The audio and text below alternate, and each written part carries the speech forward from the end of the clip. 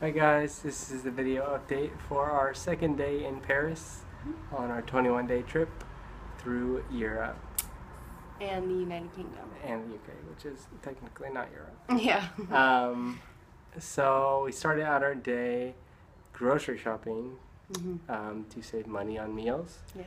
So went to a French grocery store, which is quite the interesting experience. A little intimidating. Yes. So nothing's in English, and Cashier didn't speak English. yeah, At least not at this one. yeah. So it was probably the most difficult grocery shopping we've had so far. But we got what we needed mostly. And any tips? Went Can't to really one, pay with a credit card. Yeah, it was called Fran Fix or something. Franprix. Okay. Yeah, I can't say it. Franprix. Like P-I-X. So it's like France and then P-R-I-X. Yeah. Aha, yes. Fran Prix. No. But yes, we went there to pick up our groceries, and the bread The bread is like in a separate section, and is delicious. I don't know if it's the case for every store, but we paid separately for the bread. It was like kind of a little bakery off to the side, so. And it was good. Yes, the pastries and bread that French people Delicious. make and eat is the best. So that is a fact. It is. You heard it here. And then after that, we headed out to Versailles. What We did we do did. in Versailles? What was our day?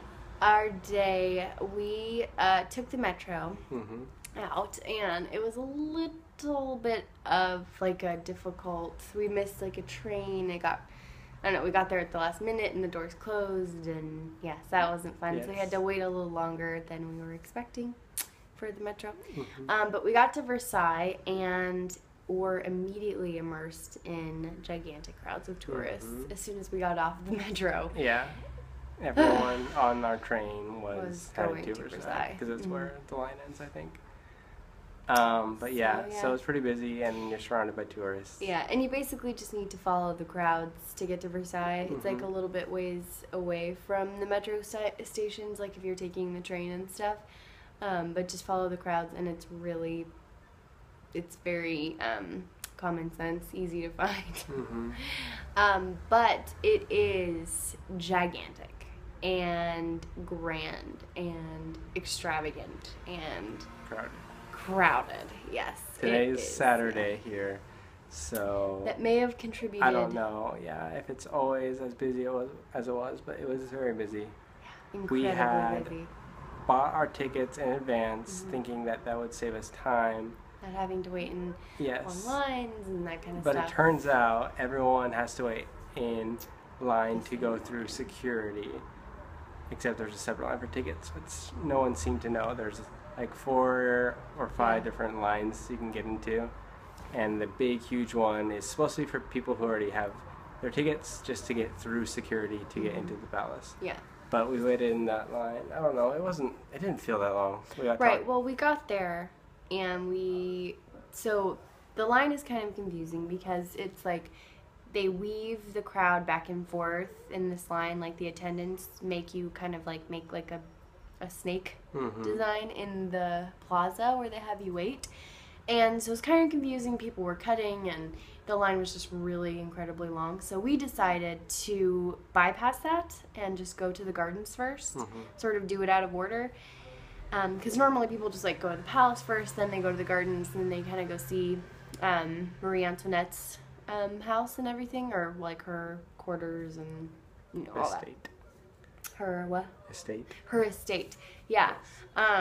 But we just decided we do were the like gardens first to see if the line would be shorter when it came back to do the palace. Which it was, but not significantly enough, really. Yeah.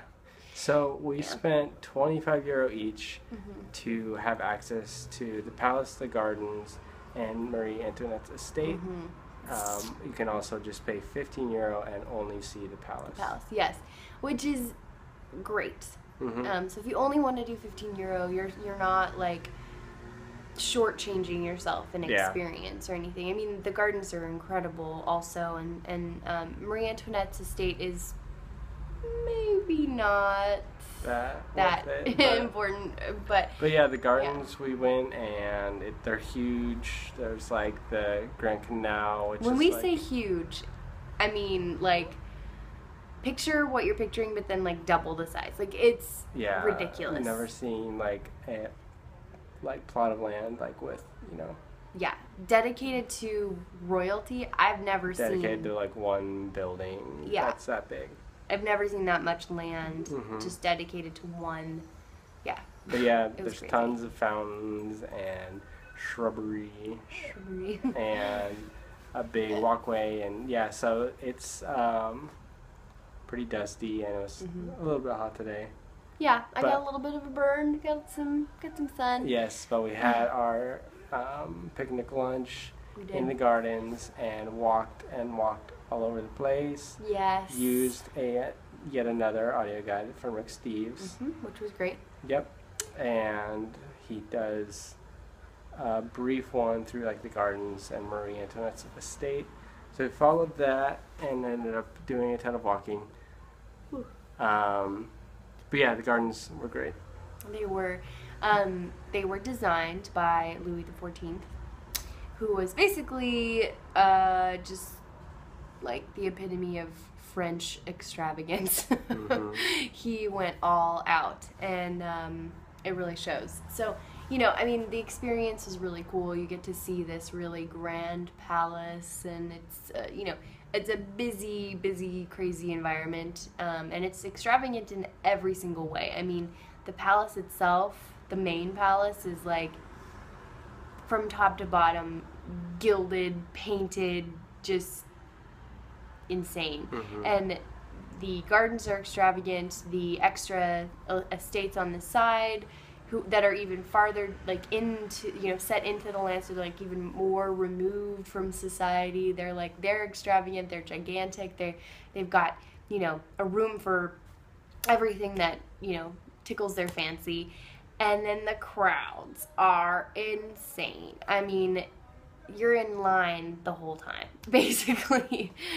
At least on a Saturday in the summer. Yes. So we'd say, I don't know, the gardens are like awesome to look at, but not that awesome to be in. It's very dusty and a little bit hot in the Yes. summer. So if you do not pay for the more expensive ticket, you can see some pretty good views of the garden from inside the palace. True. So yeah, after that, we headed into the palace, got in line, which was still fairly long. Yes. Waited for like 45 minutes maybe. Yeah. Got talking to some fellow tourists from California. So that was cool. They were cool And to talk- Brazil. Yes, and Yeah. also a lady from Brazil. And finally got into the palace, and also did the same audio guide. Rick Steves has Just- one that's yeah. like all over site.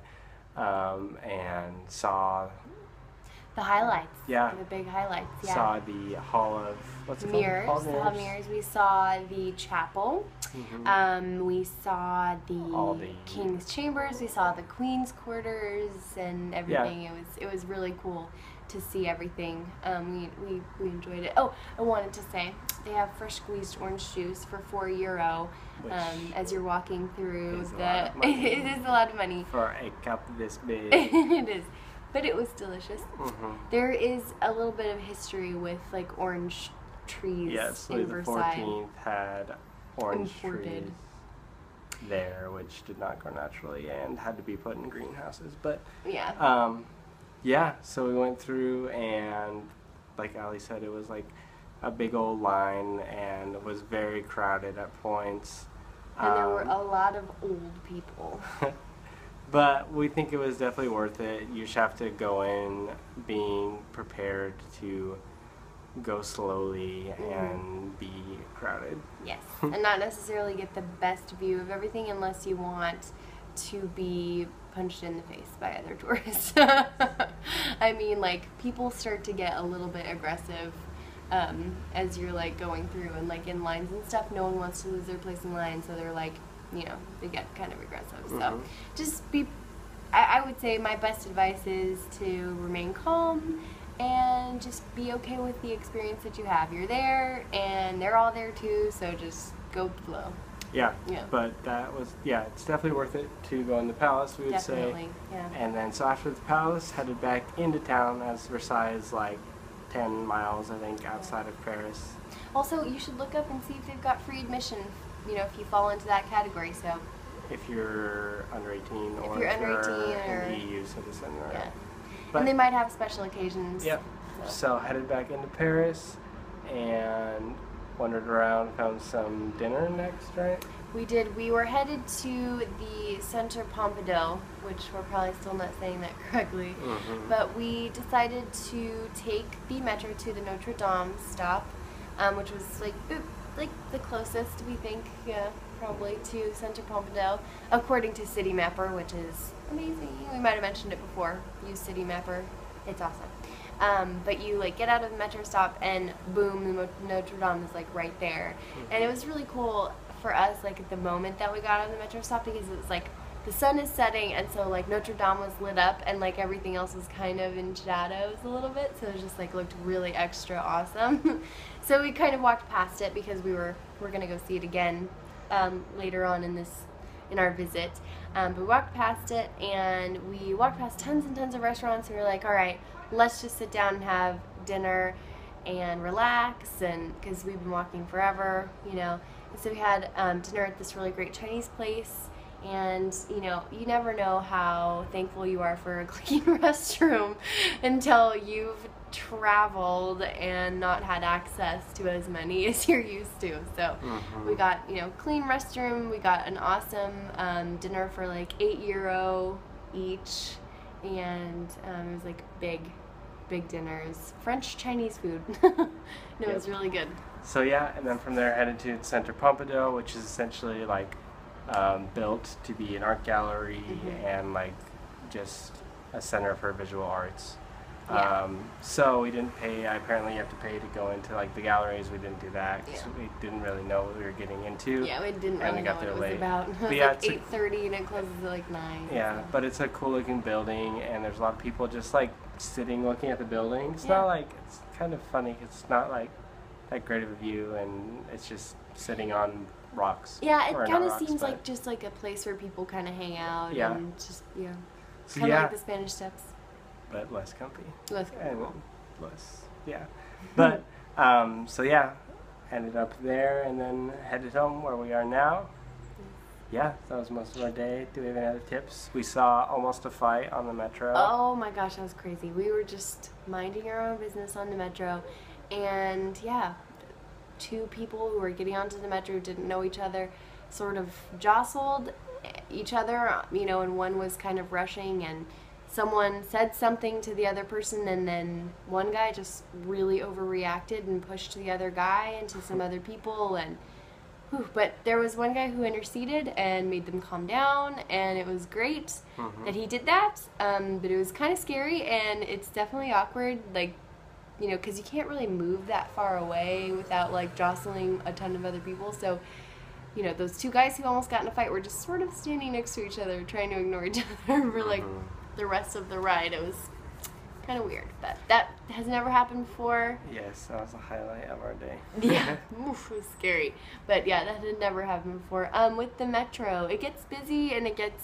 kind of can so get far, confusing. The tube has been the easiest to understand and usually the least crowded. So if you're using the underground metro, whatever it's called, in Rome or in Paris, you can kind of expect it to be pretty busy. Yes, but our advice would just be to get yourself out of the flow of traffic, because you can really get some people mad if you just kind of stop in the middle of the hallway. Get yourself out of the traffic and just try and find your way. Don't feel like you need to rush. Just as long as you're out of the way of other people, take your time. Don't get lost. And we've seen people just kind of hopping over the ticket stands, and they don't seem to be that strict. Yeah, the turnstiles. They don't seem to be that strict with tickets, but I don't think we're gonna risk it. Yes. Yeah, and the metro stations above ground, as you're going underground, they all have these really unique fronts. They all kind of like have cool designs. Like the one that's near the Louvre has like, well, the crown jewels are featured in the Louvre, the French crown jewels, and I think that the metro station is like meant to kind of reflect that and stuff, and it's just, yeah, it's pretty cool. So Yeah. when you're walking around and seeing metro stations, just try and notice the different ones. Mm-hmm. They're pretty cool. But yeah, So, yeah. we've enjoyed France. We haven't felt like anybody's been like rude or didn't like us or anything. People are willing to speak English, so we're gonna just go ahead and dispel that rumor, at least for our experience. Yeah. Yeah. So yeah, that's been our day, and thanks for watching, guys. Make sure to subscribe to the YouTube channel if these are interesting to you, and comment if you'd like to ask us any questions or anything like that. Mm-hmm. And see what we're doing on Instagram by searching for the hashtag Miranda's on the Move. You can see what we're doing there. And that is all for this video. Yep. Thanks, guys. Bye.